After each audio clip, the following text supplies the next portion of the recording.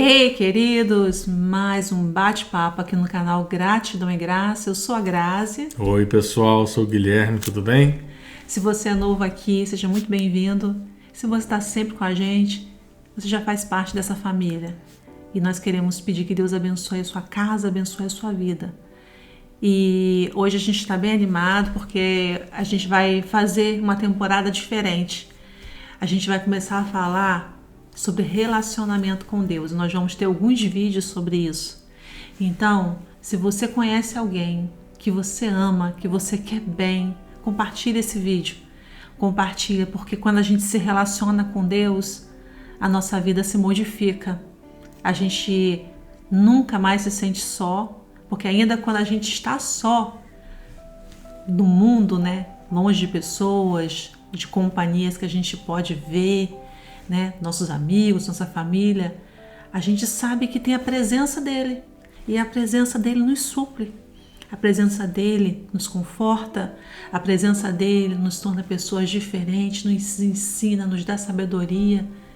Viver uma vida na plenitude da presença de Deus é uma vida que a gente deve buscar todos os dias, a gente deve almejar, porque quando a gente não vive, alguém já sentiu aquele vazio no coração? Quando a gente não vive, a gente sente um vazio. Você já acordou de manhã e sentiu uma saudade que você não sabe explicar de quê, por quê? Mas é uma saudade de algo que você não sabe nem verbalizar, mas ela está ali dentro de você. Talvez você é uma pessoa que já viveu na presença e hoje não está mais. E a tua alma clama pela presença dele, porque ela já é conhecida, ela já foi parte da sua vida. Então talvez para você, hoje seja o tempo de retomar, de estar novamente na presença de Deus. E se você nunca sentiu, se você nunca pôde se imaginar nessa presença tão grandiosa, vamos juntos entender mais o que é estar na presença, como Jesus chegou no passado, como a presença se manifesta hoje. Nós pedimos a Deus nesse momento que Ele venha sobre nós, sobre nossas vidas, sobre esse momento que a gente está aqui gravando esse vídeo com unção, com derramamento de poder, com sabedoria, para que a gente consiga receber da parte dEle, passar tudo o que Ele tem para a gente nesses momentos que são preciosos, porque traz para nossas vidas, né, em primeiro lugar. Amém. Amém. E Deus quer transformar não só nossas vidas, mas a vida de quem está querendo, Verdade. sentindo esse vazio, né? É verdade. Bom, hoje, para começar, a gente vai falar sobre um tema bem interessante que a gente trouxe ao nosso coração e a gente quer compartilhar com vocês. O tema vai ser: Jesus te encontra e te transforma. Então, a presença de Jesus na nossa vida, quando Ele nos encontra, Ele nos transforma. A gente não fica da mesma forma. E para basear esse texto de hoje, eu vou parafrasear lá no livro de Lucas, 2 capítulos, o 18, a partir do 35, que ele fala do cego de Jericó, e o 19, do 1 ao 10, que ele fala de Zaqueu, o publicano. São dois exemplos aqui que nós temos na Bíblia de encontro e transformação. Então vamos lá. Falando um pouco do cego de Jericó, a gente, para contextualizar, Jesus estava caminhando para Jerusalém. Ele já estava no que a gente considera hoje como o final da sua jornada na Terra. Ele estava indo para Jerusalém para sofrer tudo o que ele tinha que sofrer, ser crucificado, foi condenado e tudo o que ele passou. Então ele, no caminho, né, para Jerusalém, ele passou por uma cidade chamada Jericó, que é uma cidade, naquela época era uma cidade muito rica, uma cidade que recebia pessoas importantes, reis tinham casas naquela localidade, é um local de águas termais, então era um local onde as pessoas gostavam, era uma cidade muito rica.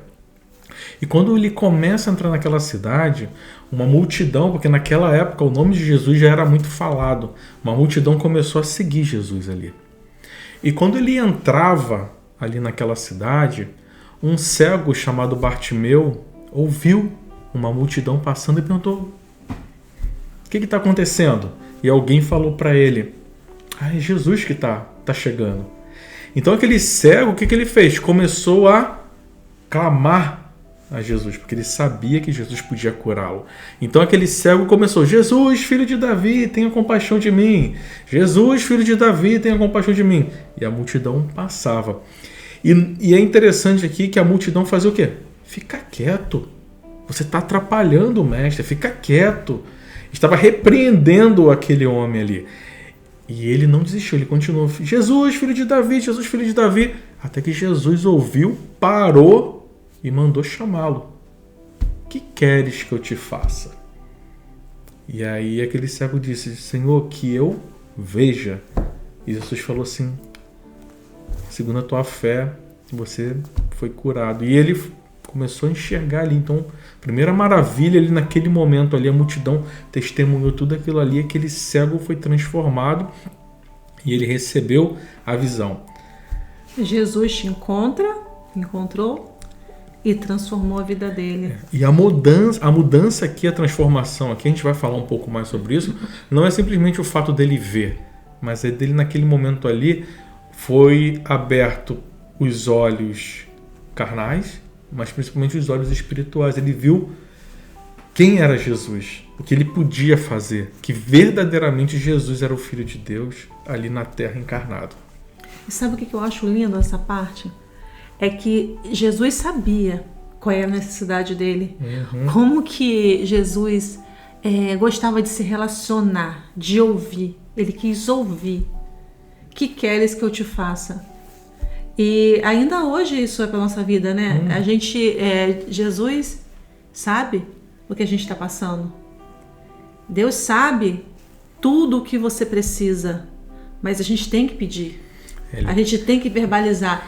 É como se todo dia a gente tivesse que falar tudo o que a gente precisa para ele. É como se todo dia, assim como ele fez com o cego, ele falasse assim: filha, filho, hoje, o que queres que eu te faça? Um relacionamento, né? Como a gente está falando, a importância do relacionamento com Deus. Ele ali, obviamente, ele sabia o que ele cego. Até as pessoas que estavam em volta sabiam. Ele é cego, né? Mas ele queria ouvir da boca dele. E a transformação vem daí, dessa questão de você gerar um relacionamento. E às vezes a gente até tem essa coisa, né? Quando a gente vai orar, não sei quem nunca, né? Fala assim: Deus, o Senhor sabe tudo que eu preciso, vem com providência. E aqui, o que está ensinando pra gente? Não é essa oração, às vezes a gente ora errado. Né? Deus, o Senhor sabe tudo que eu preciso. É Deus, eu preciso disso, disso, disso, disso. Segundo a tua vontade, se for bom pra mim, no momento certo me conceda, tá difícil pra mim. O saber pedir é uma coisa assim que todos nós, né, que somos cristãos, né, que acreditamos em Jesus, que buscamos viver uma vida com Cristo, é o que a gente deve buscar. Que não é você não pedir, mas é você saber. E saber a hora certa, o jeito certo. E entender o momento de Deus para nossa vida. E a hora certa. Que hora certa? Como é que a gente sabe que hora certa? Com relacionamento. Às vezes a gente não sabe, né? E quando Deus ele se cala, às vezes a gente fica meio: mas eu queria tanto. E a gente precisa entender que ele é soberano, ele sabe todas as coisas. Então mesmo no calar, a gente tem que entender que ele está providenciando o melhor pra gente. Vamos seguir? Vamos lá. Quando a gente fala agora de Zaqueu, Jesus continuou ali aquele caminho e a multidão continuava seguindo ele. Então falava que naquela cidade havia um homem chamado Zaqueu, publicano, chefe dos publicanos. Para quem não sabe, naquela época as cidades eram comandadas por Roma E Roma, ele designava algumas pessoas daquela localidade, das localidades, para algumas atribuições que eles tinham ali do ponto de vista tributário. Era como se fosse hoje alguém da Receita Federal. Então, alguns judeus, e Zaqueu era o chefe desses judeus publicanos, eram responsáveis por coletar os impostos. E Roma estipulava um valor para aquela cidade, mas eles tinham um pouco de liberdade para poder cobrar quanto que eles queriam. Então, muitas vezes eram injustos com a população. Então, os publicanos eram vistos como traidores, como injustos, como pessoas que nem mereciam ir na sinagoga. Muitas vezes eles eram afastados da sinagoga. Mas o que eles tinham no coração? O amor ao dinheiro, o amor à riqueza. Por quê? Porque eles viram ali uma oportunidade oprimindo o povo de ganhar em cima daquilo ali.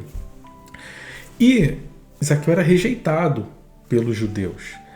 Mas naquele momento onde ele ouviu também que Jesus estava passando, ele correu, e a Bíblia fala que ele era baixinho, ele não conseguia, a multidão atrapalhava ele subiu numa árvore para poder ver Jesus passar. Qual era a expectativa dele? Só ver quem é Jesus. Ele já tinha uma curiosidade, então quem é Jesus? Mas a Bíblia fala também que quando Jesus vinha passando, ele não precisou gritar, não precisou fazer nada, Jesus olha para a árvore e fala assim: Zaqueu, desce daí, desce que eu vou pousar na sua casa hoje. E o que aconteceu naquele momento? A multidão começou: o quê? Jesus vai dormir, vai pousar na casa de um publicano?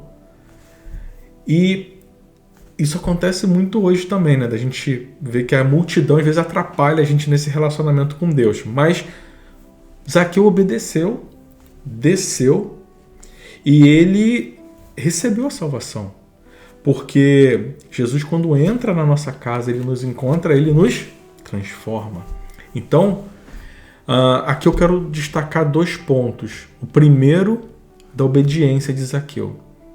Ele desceu, foi obediente, e ele se humilhou ali naquele momento. Porque imagina, um homem que era chefe dos publicanos, não sei, a Bíblia não relata, mas provavelmente um dos mais ricos daquela cidade, numa posição ali, totalmente rejeitado, mas quando Jesus recebeu ele aceitou prontamente.